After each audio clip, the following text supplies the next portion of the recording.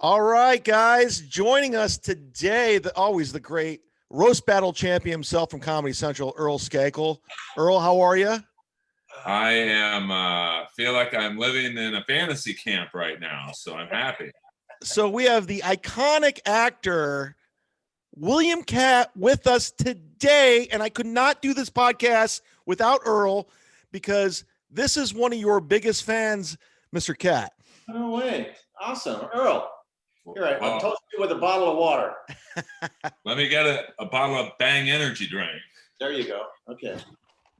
Now, Mr. Katt, we're both comics, and Earl lives in Los Angeles. He lives in West Hollywood. He's a Comedy Store regular. And we just have this weird knowledge, this pop culture knowledge. So we pretty much grew up with you. Like, you are a part of us in our 40s and our 50s. Like, Oh, thanks, dude. Yeah. does Thanks, that I feel old. Now I need a glass of wine. Okay. Hey. No, I'm kidding. No, that's great. It's great to be recognized for anything you do, Well, I want you to know I once bought a $1,250 Laserdisc player to solely watch Big Wednesday. So, Holy Christ. That movie was so iconic to me. now let's get into this. Let's get into Big Wednesday. Basil Polidorus was such a great composer, and the score on that film was just freaking amazing. It was so wonderful. We're just going to dive into Big Wednesday because this has been a part of my life. Earl has such an affection for it. Okay. And growing up, I mean, like, what was it like playing that role? How did you get that role? Let's get nerdy. Let's get really nerdy right now. Well, you and I are both from Sherman Oaks. I mean, that's where I grew up too. We went some of us here have gone to the same schools, in fact. But I started surfing when I was like 10 or 11 years old. I learned to surf down at Brook Street in Laguna Beach with a buddy of mine, Tommy, and surfed, down there. And I was like a regular in Malibu. I'd go to Malibu before school many days a week, going to class completely sandy, and much to the chagrin of whoever was sitting next to me. But yeah, I grew up being a surfer, and it was really kind of cathartic for me when I got that role. I remember my dad telling me early on I could never make a living with my surfboard, and I proved him wrong. I said, "Hey, dude, I'm making a living with my surfboard." And your parents were actors too, right? Yes, they were. Bill Williams, a very well-known cowboy, pretty much for Kit Carson, and my mom was Barbara Hale, who was best known for Della Street on the award-winning Perry Mason series many years ago. I think from 55 to 63. I mean, and I grew up on both their sets, Kit Carson and Perry Mason. That was like a holiday to get out of school and go down to the set and hang out, have coffee and eat donuts and hang out on all the equipment, climb up there on the old Mitchell cameras learn how to do the wheels, the figure eights with the old wheels, It was pretty bitchin'. Yeah, it was a great childhood. What was it like working with your mom in Big Wednesday? Because she was the house mom in the party scene, and she was very funny in it. She was very funny. She told the story that when she walked in to meet John Milius, the writer director, she said, "Well, John, you can't tell me that I don't fit the part," because she was my mom. Actually, you know what? We worked together before that. She did 2 episodes, or after that, she did 2 episodes of Greatest American Hero years after Big Wednesday. And then we worked again on the Masons for almost 5 years together. Now, I'm not familiar with Greatest American Hero, so let's talk Big Wednesday.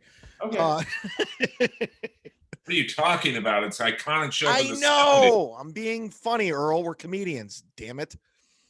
So, what other Big Wednesday questions you have, Earl? Because you love that movie so much. Well, if you could talk about the cast, because it's such an iconic cast. Obviously, you, Gary Busey, Jan Michael Vincent, and your Carrie castmate, the great Michael Talbot, Freddy Krueger, Robert Englund. Earl, don't you know Gary Busey, Earl? I've done a few comedy shows with him. He, let's just say, meeting him once was enough. Okay, there you go. No, I love him. I mean, he's a great guy. You know what? You know, he plays that guy that's crazier than a June bug, but he's really freaking, he's like a Rhodes Scholar. He's so smart. Oh, absolutely. I think I got too caught up and I said, hey, are they ever going to do a sequel to Big Wednesday? Like, where maybe you play Bear or, Yeah. you know, a bear-like character. And that's another cast, Sam Melville. And he's like, what the hell would they do a sequel to that movie for? I'm like, oh, I don't know. I guess not. Yes. Oh, Sam. God, we lost Sam early on. And who else was in that film? Daryl Fetty, who went on to be a award-winning writer and producer in his own right. And Red Brown, who had many successful film ventures. Yeah, I think, and of course, Robert Englund. He had a very kind of a small part, but but you know, he narrated the entire film. I mean, that was his voice narrating the film. Oh, I didn't know that. Okay. Yeah, that's Robert. Wow. And funny story is, I met Robert many years before that because I had a fairly extensive theater career on stage. And I met Robert at the Center Theater Group, downtown Los Angeles. We were both part of De Guiche's Men in the great play Cyrano de Bergerac that Richard Chamberlain was starring in. And we met doing that, and we had a wonderful time. We've stayed friends all these years. He's a lovely guy. I mean, okay. I guess the one question I had, if you said, Earl, you can ask him one more question. No, I want to know the whole process of getting the role. He was obviously a surfer. His parents were actors. But Earl, what's your next question? Well, it pained me that movie didn't do as good as I think it should have. And I look back and go, well, maybe it was a surf movie. It's maybe a hard sell to the mainstream American audience. You know, at the time, it was a Warner Brothers film. I think it had a significant budget. It was like $8 million, I think, at the time, which was fairly hefty in the late 70s. And what happened when it came out, it was panned by the critics. But in the years that ensued after that, when they came out with DVDs and whatnot, it became a cult classic. And I know that it did very, very well in the ensuing 20 years after that. The funny thing is that John Milius and Steven Spielberg, and who was it? George Lucas, they all traded points in each other's film. And they were all very chagrined that John's film failed and both their films did so well. But I think they've made amends, and I think Big Wednesday did all right in all these years afterwards. So how does all three of you handsome guys in the 70s? I mean, Jan Michael Vincent was a gorgeous man, and he was like the Brad Pitt of the 70s. Like, how did you all get casted? How did that all come together? And talk about that situation. I was coming off of Carrie, that was pretty successful at the time. Of course. It was kind of a B film that became mainstream. I remember being in Newsweek and Time Magazine the same week, which was pretty amazing. It really launched my career. And it was also a seminal film for Mr. De Palma, for Brian. And in fact, I would say for Sissy and all of us, we all garnered careers out of that film. And we've all worked ever since. But I came out of that. I did a film at Paramount, less well known, a film with Susan Day called First Love. And then a year after that, I was called into Warner Brothers to meet John. And I sat down with John and Gary and Jan. We sat on a couch and we just shot the shit for, gee whiz, an hour. And we all seemed to get along. We all fit the parts, you know. Gary was playing this out of control, eccentric guy, and Jan Michael was playing a guy on the brink, and I was kind of playing the straight and narrow guy. And it all kind of worked out. We all kind of, when you think back on our lives, we all kind of became those roles, you know. I was from the Valley. I went back to the Valley. I gave up the water and went back to the valley. Gary just, he played out that crazy part. I don't even know what to say about Gary. He's great. And Jan, God bless Jan, rest in peace. You know, he was a lovely man who just, he fell prey to his demons, should we say, you know? Yeah. Go ahead, Earl. It really is almost scary how the three of you, like you just said, morphed into your characters from the movie in real life. And but do you think, you know, I know when Stallone said he made Rambo, he got a lot of resistance because no one wanted to see a movie about Vietnam. Do you think the Vietnam storyline maybe hampered the box office performance just because it got pretty heavy in the middle part? I don't think so. I mean, when you look at that sequence, that's probably one of my favorite sequences in the film. You know, Daryl Fetty and Busey and all those guys, they go down to the draft board, and Gary Busey, you know, combing his hair with a fish.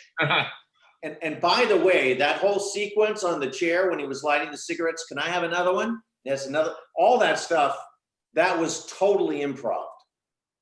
Totally improv. Wow. And it was like one of the best. And then he gets up and screams and goes through the wall. Come on, that was classic. That's classic Gary Busey. Oh, I loved the guy who played the doctor in that, Joe Svanell, who's, you know, another great character actor. And Great character actor.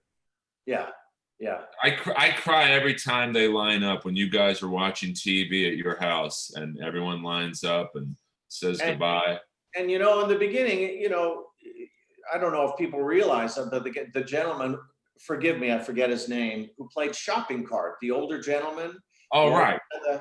He was a favorite of John Ford and in the old John Ford films. And that was John Milius paying homage to John Ford. Right. You know? Now I got I said you were going to be on the podcast today, so I put a thing out to the listeners, and Ashley wanted to know, and I don't think you could see it, but it says Matt's dog in the credits, Brian Damage Vincent. What's that situation? Do you know anything about it? That was Jan's real dog at the time. Wow. Yeah, he wandered into the shot one day, and they just kept it after that. You know, so many things were accidental, and they just kept it, you know? What would you say the party scene where, of course, your Carrie castmate, Michael Talbot, comes in and crashes, and then Red Brown, and you're making out with Patty d'Arbanville. Would you say that was the funnest scene to shoot? Yeah, that was a lot of fun. You know, Michael Talbot got his jaw broken by Gary Busey in that. When he comes to the door, Gary Busey hauls off and hits him, and he broke his fucking jaw or his nose, one or the other. I can't remember, but that really happened. Wow. I mean, that punch did seem pretty realistic. It was real. It was real. Yeah, that was a lot of fun. We shot that on the lot at MGM, you know? You guys probably over the years have probably more or less, you know, it's like you said, a cult favorite. And obviously us nerds are talking to you right now. But I mean, to this day, do you still get blown away how that meant so much to people? Yeah, you know, it was kind of it did. And I think because it was a lost time, it was really just a thin ribbon of life on the coast. And but it really represented it very well. And the film, people talked about it as if it was a surf film, but really it was a film about friendship and a time in life that was will never come again. I mean, it was the late 60s, early 60s to the late 60s. Those days are gone. Yeah. Earl? Well, it's so weird. Like, someone asked me, why do you like a surf movie if you don't surf yourself? And I'm like, to me, it's not really a surf movie. I mean, surfing is the background. Right. It's kind of like there's a football movie called North Dallas 40, right, which really wasn't a football movie. It was just about how the power struggle between owners and players and the evilness. So it just meant so much to me. And what was the reaction like when, you know, the movie might not have been doing as well at the box office? Was there like, they're not promoting it correctly, or? No, I don't know. It was just, there was always a fear that that's what would happen. And I know at the time. My God, I wish you could have read the script, because the script was masterful. It was just so rhapsodic, so beautiful to read. And again, I think Robert Englund did such a magnificent job in speaking the narrative. We were all disappointed, but you know, time has a way of making things better, and it did for that film. And I'm so thankful that we did the film, and it meant so much to so many people. You know, not like Point Break or Blue Crush. It's a much different kind of feeling. It's really much more romantic than either of those films. I want to give a shout out to the great Ron Bennington. Not to cast disparaging remarks about those films, because they were very good. Yeah. No. Earl, real quick, let me give a shout out to the great Ron Bennington on Sirius XM, because every time I do a show in New York, we talk Big Wednesday every single time. So Ron Bennington, this one's for you. I'm going to send you the link when it's put up. We got William Katt here. We're doing it. Earl, go ahead. Well, it's funny because it probably leads into maybe the next subject we're talking to, but I also love the surf movie, The North Shore. Great film, yeah. But like Big Wednesday is like the Star Wars of surf films. It's just, there's Big Wednesday. Earl, where are you going with this? Where are you going with this? Well, I'm just curious. Where's the segue? Well, the segue is Mr. Katt, I believe, auditioned for the role of Luke Skywalker, and I wanted to know, obviously at the time of the audition, did you have any idea, or did anyone have any idea how monstrous that movie would become? No. We just all felt, at the time I was a struggling young actor, going between $275 a week at the Mark Taper Forum, and then back to unemployment, and living between the two of those, and I had a little bit of success in some television episodics and things. I think my biggest break came with Angie Dickinson. I was in the pilot of Policewoman, and I got a lot of heat from that. And that kind of propelled me into some of the auditions that came there. How hot was she back in her prime? Dude, I got to sit in an elevator for 3 days and have my arms around her. Wow. And you win. So, you win. So hot. I win. We all lose. Yeah. Yeah, it was pretty cool. But anyway, to digress for 1 second, at the time, George, Lucas, and Brian, who were both very good friends, they were casting together. They said, let's see everybody that's available. So they brought in all the young actresses that were up and coming, and they brought in all of the young actors that were up and coming. And we went through a series of auditions, but neither one of us had any idea. I had seen a couple of Brian's films, Get to Know Your Rabbit, Hi Mom, a couple things he did with Bobby De Niro when Bob De Niro was first doing comedy. It's funny that he came back around that at the end of his career to start doing a little bit of comedy at the end of his career. Wait, he was doing comedy first, Bob De Niro? Oh, dude, yeah. Go back and watch some of those early Brian De Palma films. Bob was very funny. Wow. Mr. De Niro, yeah. Interesting. But anyway, so we came in and we did this audition, but we didn't know what was going to happen. And I, looking at it 20 years down the road, I thought my audition was pretty good. I did it with Kurt Russell. We did the on-screen stuff, and I thought we both did pretty well. You guys would have made a good Skywalker and Solo, you two. I think my hair was too long, but listen, nobody is trying for Kurt Russell. He's done pretty damn good. Well, I think you've done okay yourself, though. So I've had all right. I've done all right. It was, because that role was, I think Burt Reynolds auditioned for Han Solo, Christopher Walken. Wow, I didn't know that. Perry King, I think, might have auditioned with you for Perry King from Riptide. Riptide, yeah, I remember he was one of the Cannell boys. There's a whole tribe of actors and behind the scenes people, editors, producers, line producers, production managers that came out of that kennel camp, because he did so many series and he was so loyal and such a good guy.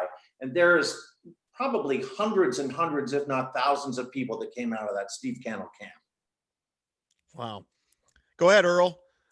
Well, do you find, because you are a very good looking man, but do you find your looks hamper you in some? Let me pull my face back here. Now I probably look better, right?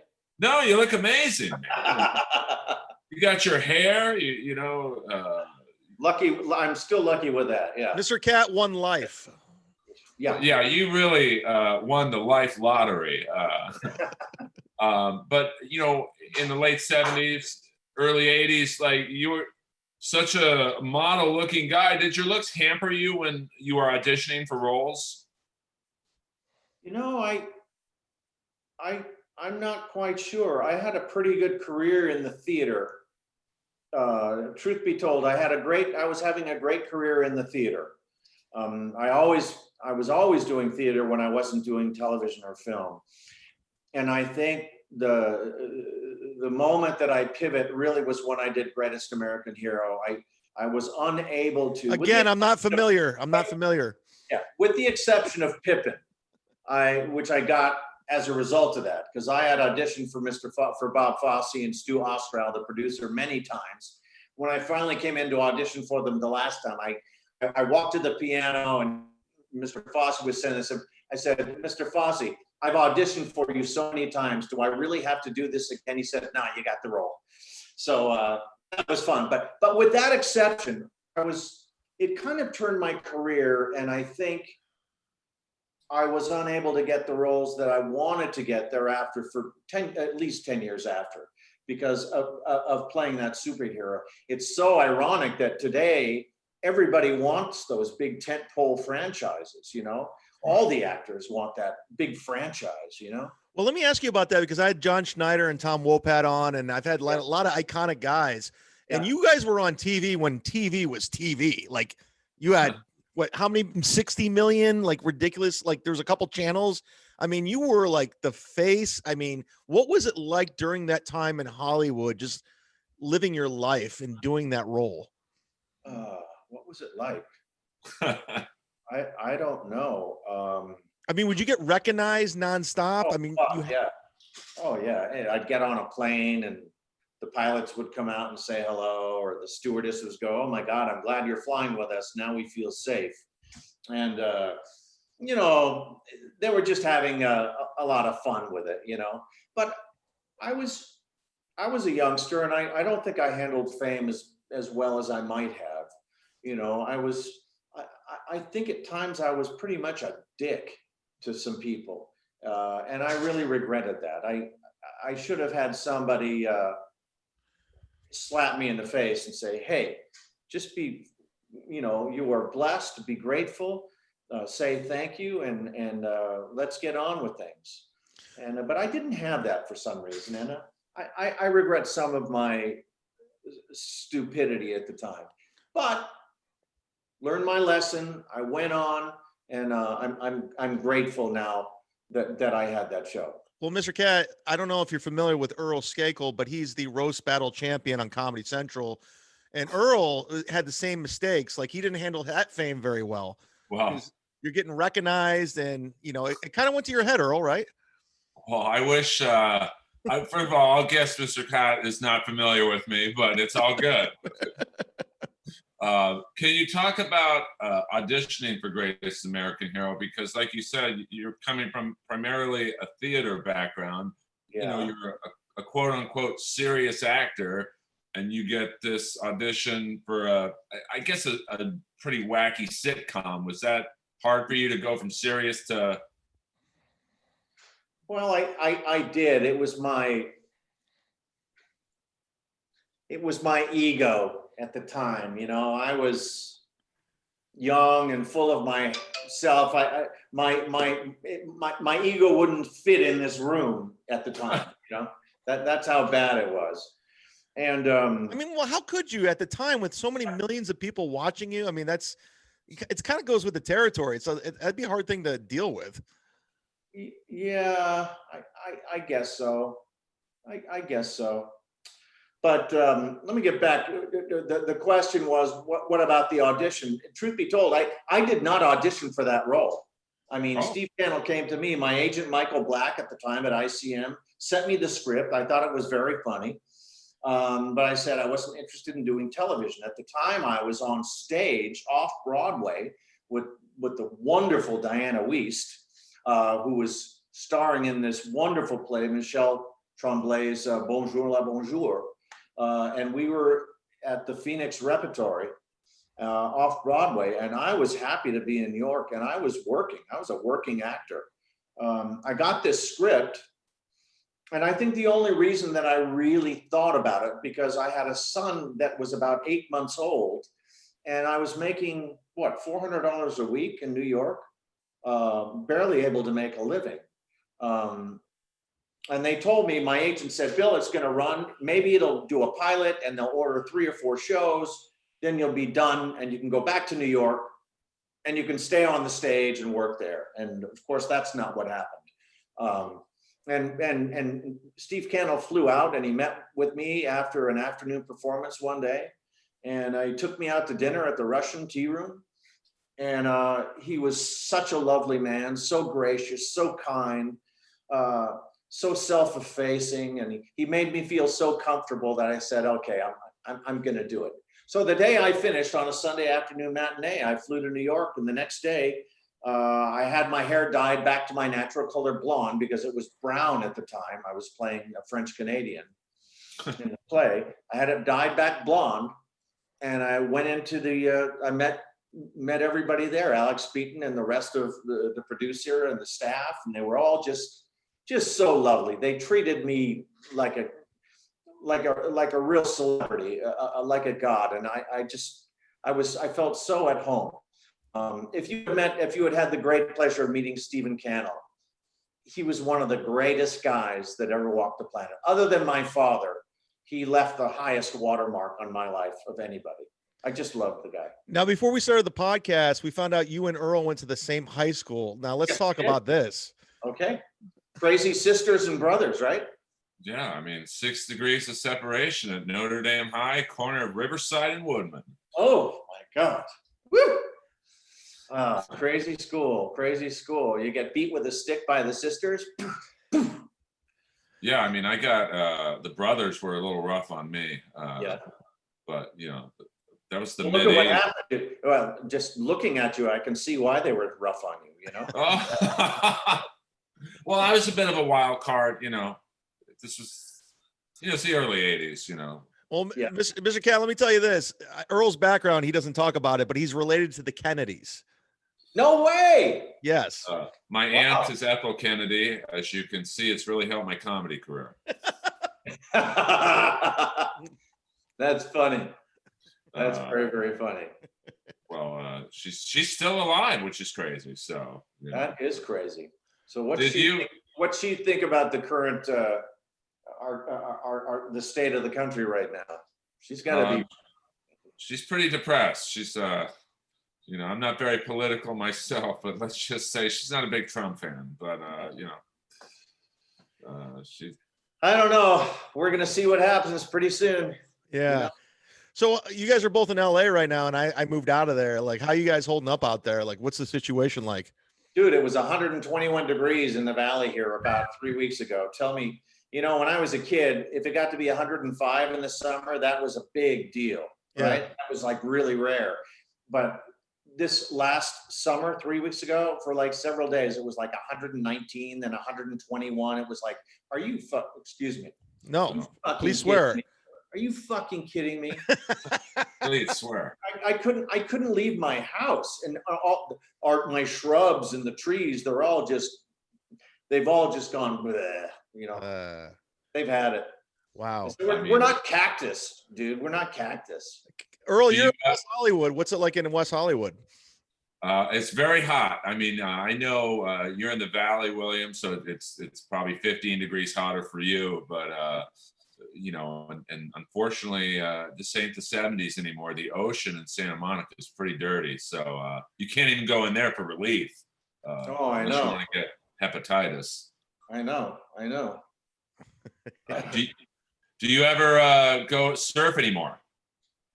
No, I don't. Well, the water is so dirty, but no, I don't. I have my board still hanging up in the garage. I have my board from Big Wednesday and a couple other sticks, and but I don't.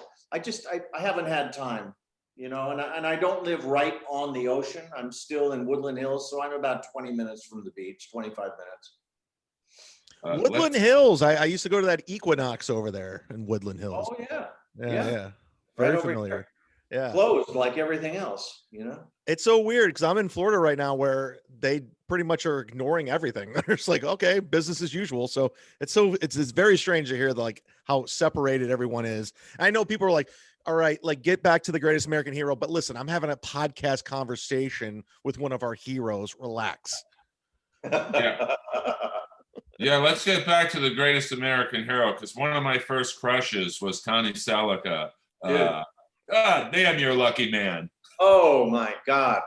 I'm telling you, when that gal would walk into a room, heads would turn. Jet black hair, striking green eyes, a goddess's face, and one of the nicest women and the funniest people you have ever met in your life. I mean, she was iconically beautiful that time frame of the 70s, early 80s. I can tell you, she's still beautiful. We don't speak all the time, but 2 or 3 times a year we text and exchange pictures and stuff of our kids and grandkids, and she's still just absolutely gorgeous. Married to John Tesh, by the way. I was at their wedding. They've been really married many years now, 30 years, maybe more than 30 years they've been married. Yeah. Wow, I didn't know that. Oh yeah. Wow. Yeah. I once gave John Tesh a free membership at the Sports Connection. I was so starstruck. He's a really nice guy too. Awesome guy. Great keyboard player. Wonderful man, and just a beautiful partner for Connie to go through life with. Do you ever see Michael Pare walking around the valley? It's been a few years since I've seen Michael. I think since 2008, so it's been that long. It's been over 10 years since I've seen Michael. I'm still great friends with Dennis Matalone, our stunt coordinator on Greatest American Hero. We are still very tight, very close. And several other people I stay in touch with from Greatest American Hero. But, it's a long time ago, and unfortunately, we're losing some here and there. Why? Let me ask you this: why hasn't Hollywood? They remake everything now. Why has that not been remade with Will Ferrell at this point? Like, why has that not been touched? That show. Years ago, it was touted that it was going to be done with Owen Wilson, which I thought would have been a great match. I could see that. And then it was Shia LaBeouf, who I've always been a huge fan of Shia. I think he's a wonderful actor who can play both comedy and drama, and he can ride that fence. He's so good. And then it went away for a long time. There were scripts. Cannell had a script. There was another couple scripts. It was at Disney for a while. Then it went into Turnaround. It was bought by 20th Century. Funny enough, Disney now owns all the library of 20th Century Fox. But it was made 2 years ago. They made it with a gal in the lead, a very funny gal, quite attractive. I believe she was an young East Indian gal. And my friend George Wendt, I'm friends with George Wendt, and he was one of the regulars on that show. And he said, Bill, it was a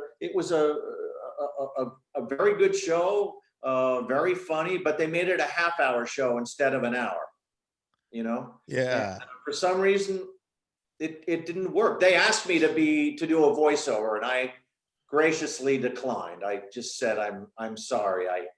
I just have too much integrity and dignity toward the original show. I can't just do a voiceover. Yeah. So what happens when that iconic wasn't picked up? They didn't pick it up. What happens when that iconic theme song comes on at the grocery store? Like, what do you do? Just, oh my God, you're attached to that song forever. Oh, I start singing it and I wave my hands. Believe it or not. Oh yeah, yeah. I do all that stuff. You pull out that guitar in the back and start jamming Of out. course. There you go. Do you think the song was almost too big and hurt the show? Because I think I always wondered, was it the show that helped the song, or was it the song that helped the show? I don't know, because the song was giant. It's still in rotation on a lot of radio stations. And that just go back to TV in general. Like those theme songs back then are so iconic. Like I can't even name like a theme song now, but I can sing the Dukes of Hazzard or or Different Strokes. But I That's can't. because you just had John and Tom on the show, for God's sakes. Come on. Or even just like Family Ties. Like I know all those theme songs. They're so iconic, but now it's just, I don't know. I think it meant something back then. I don't want to sound like back in my day, but back in my day, things were cooler.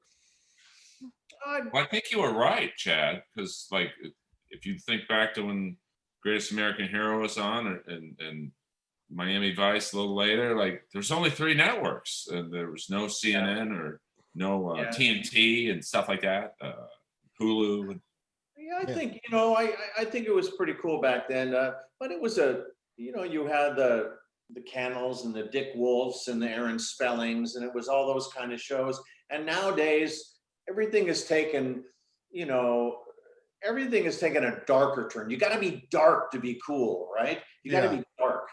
And that's okay. I like that, but it was a different time.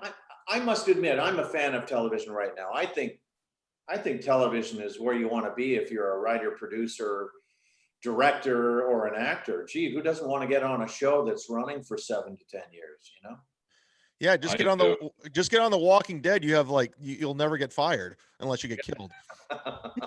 Yeah, they can't kill you off because you can't die. Yeah. That's true. Now, Earl, we talked before the show here, and he says, what are some auditions you didn't get that nobody might know of, like stuff that you tried out for that became iconic? Well, the Star Wars, obviously. The biggest one was Star Wars, gee whiz, that's the biggest. And did you ever try out for like a show like Miami Vice or something of that nature? I tried to get on some of those shows, whatnot, and it didn't work. I did audition for a Walking Dead, and I didn't get that. That was years ago when it was like in its second season. That's the biggest show I think that I've done that I didn't get. Yeah. Go ahead, Earl. When Greatest American Hero, kind of ran its course and got canceled, because I know some actors don't like being locked into a TV show, as crazy as it sounds, for 7, 8 seasons. Were you happy, sad, a little bit of both?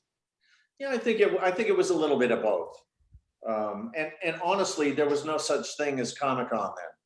Yeah, you're right. You're right. There wasn't anything like that. So I was kind of locked into wearing this red suit, and I think I was a little bit disappointed that I couldn't get the kind of dramatic roles that I would have liked to have done, particularly on stage, and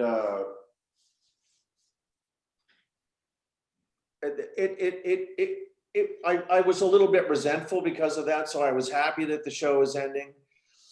Years later, I was,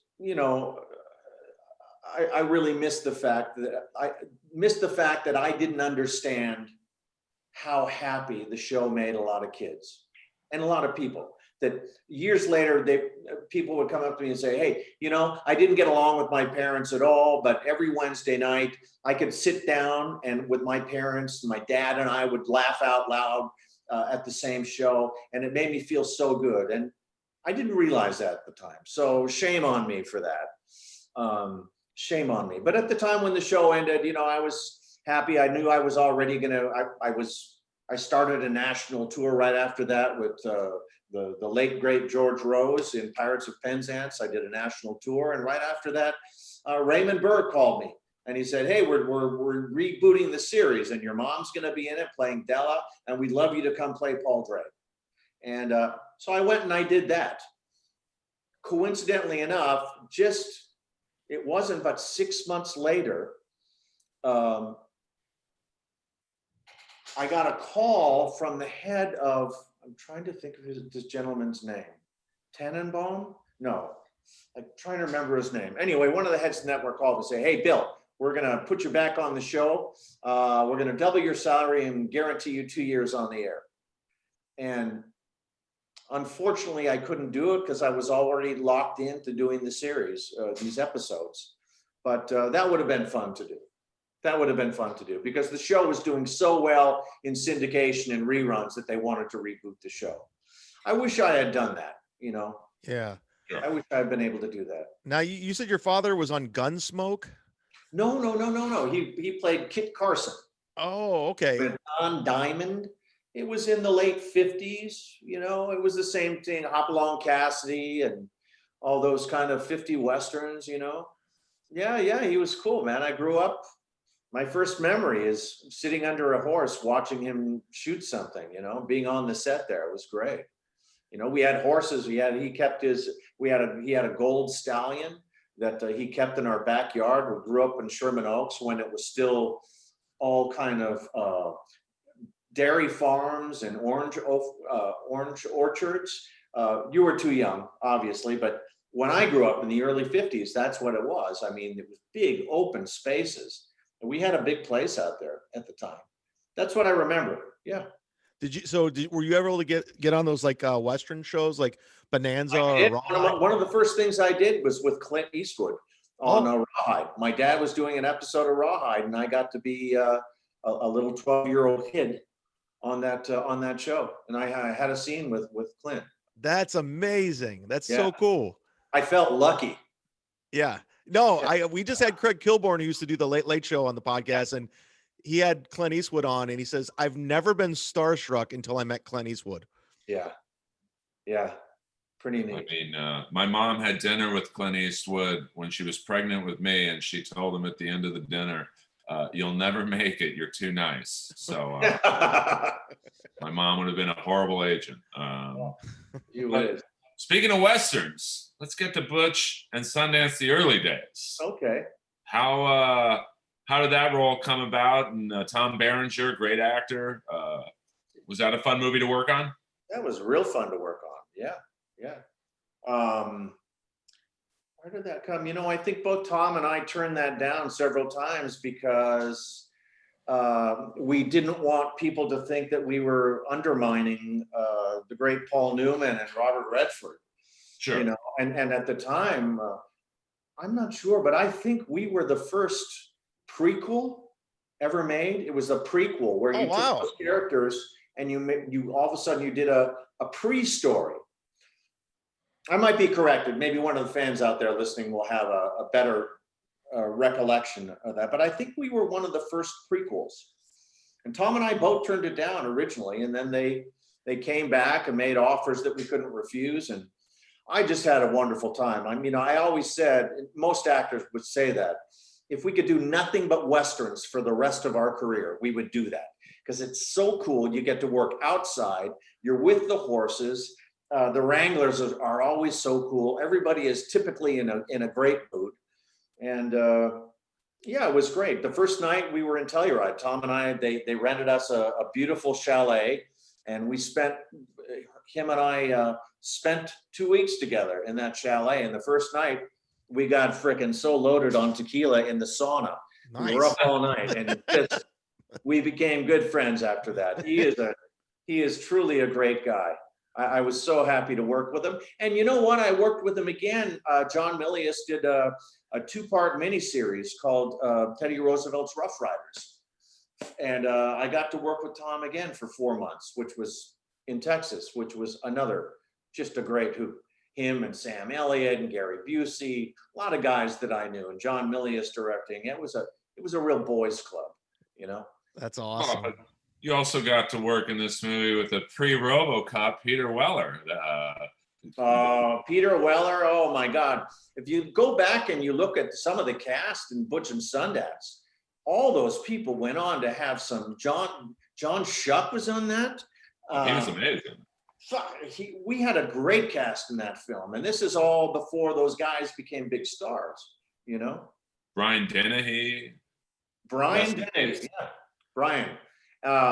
worked with him. I worked with Brian again. I can't remember what I worked with him on. What a great guy. Iconic, that gunfight in that town. Yeah. What they did is they boarded up a dam that was nearby. They built the town. And then just before we shot the big gunfight scene, they flooded the town with 1.5 feet, 2 feet of water. So the whole town was like flooded. And we did the gunfight in the water. It was pretty freaking amazing. That's awesome. It was great, man. It was great to play a cowboy, you know? Now, let me ask you this, because I see a guitar behind you. I'm assuming you play the guitar. I goof around with it, yeah. All right, well, let's get a little topical. We lost the great Eddie Van Halen. Earl is the quintessential 80s rock guy. I mean, yeah. Who could forget Eruption and that solo on that and all those great songs he came up with, and he was the one that brought the synthesizers to that band, you know, and that really rocked me when I read that the other day. Just rocked me. Yeah. And they were Pasadena boys from what I understand. Is that right, Earl? Yeah, they played backyard barbecues in Pasadena. Yeah. And I guess Eddie was so scared that other guitar players would steal his moves in terms of the tapping he did, that he would play with his back turned to the crowd. Yeah. And people thought he was an asshole, but he didn't want anyone stealing his moves. You know what? I felt like an idiot because on Michael Jackson's song "Beat It," I thought that was Steve Lukather playing that guitar lead, but I didn't realize it was him. You know? Yeah, I think that was the only gig Steve Lukather lost out on. I mean, it's amazing how many he's played on thousands of albums, literally. Yeah, him and who are the best guitar? Eddie Van Halen, Steve Lukather, Tim Pierce has played on so many freaking wonderful albums. All those guys. Oh my God. But Van Halen, man, what a shame. What a shame. Yeah, I mean, growing up in the time period that you grew up, I mean, were there like just iconic bands that you got to see, and maybe some of those bands knew who you were? Like, was there like a good memory? Nobody knew who I was, you know. At the time I was hanging out at Sound City. Yeah. I don't know if you remember Sound City, but Joe Gottfried, who ran that studio. I watched the Dave Grohl documentary on Sound City. Yeah, so yeah, there you go. Dave took that Neve console that was in Studio A. He took it and put it in his house or in his home studio. It's just amazing. Yeah, I was at that place. I was there all the time. I was buddies with freaking everybody over there. And Paula Salvatore, who was over there for a while, she's been running Capitol Records forever. And Rick Springfield was over there. Rick and I were managed by the same guys over there. Joe Gottfried, and then later Dana Miller handled Rick. And oh yeah, you and Springfield were probably like huge at the right exact same time, right? Yeah, but he's still up there, dude. Springfield's he's amazing. Yeah, absolutely. He's still rocking out. I saw a show in Florida just a year and a half ago, man. He was really great. Yeah. Well, let's give a quick shout out to Neil Giraldo, who actually did the guitar solo in Jesse's Girl from Pat Benatar's band. Thank you. Yeah. We're gonna be wrapping this thing up real quick. Earl, listen, let's get the big Wednesday stuff out of the way. You got one more last, because this might be our last time with William Katt. Well, does it get? I'll be dead soon. No, well, that kind of leads into my question. Like when I watch that movie, I kind of get sad now, in 2020, because you look at, obviously Sam Melville, we lost early, and there's Jan Michael Vincent and Shopping Cart, and does it get sad for you when you look back, like Brian Dennehy's, some of the people you've worked with are no longer with us, and like we're at that age where you're at that age where you think about your mortality a lot, and I remember just a few years ago just before I lost my mom, and I'd say, "Mom, half my friends are gone," and she said, "Billy, all of my friends are gone," You know, that's the reality. A long life, you know, it's a blessing, but it's as Garth Brooks said, every blessing is a curse. Every curse is a blessing, you know, and that's what that is. But I'm happy to be here. Still have kids. I still get to work occasionally. I have friends. You know, I don't have an agent anymore, or I won't audition anymore, and I'm blessed I don't have to work. But I do work when friends call me that are your age, that are still in the business, and they call me up, and I'm happy to go work and play on the set. And that's what it is for me these days. It's playing. I have a lot of fun. You know, And you still have it. I did a small role in a Ryan Phillippe film, the second, and I have a film coming out on Lifetime called Hark for the holidays, and I just did a film with Bruce Stern called Overrun, and that's great. So, you know, I still mess around. Don't look And down behind your back. Who is that? I don't know. Okay. I guess it's your. That's my wife saying, "Hey, that's it, guys. Okay." She just gave me the sign. All right, we're gonna close this thing up. Earl, anything else? Just thank you for doing this. I'm sure this wasn't on your bucket list to talk to two unknown comics. But, no, man, I've had a ball. You guys are the best. Thank you so much. Mr. Katt, if the Comedy Store ever gets running again, you got to go see Earl perform. He's fantastic. I will. I'll go and do that. I'll heckle him. Oh, please do. I do some big Wednesday jokes. I'll throw in, maybe I'll sing a few bars of Believe It or Not, and we'll just have a blast. Yeah, do whatever you can to embarrass me. Thank you. Well, you can embarrass me by just yelling something. You know, we'll talk about life. I'll be obnoxious as I can, okay? The honor was all mine. Thank you so much for doing this. Thanks, guys. You're a good man. Thank you so much, everybody. William Katt, follow his Facebook page. Obviously, Earl, he's on social media, Inappropriate Earl. You guys are great. Leave a 5-star review on iTunes. I hope you enjoyed it. The great Brody Stephen, enjoy it. 818 till I die. Good night, everybody.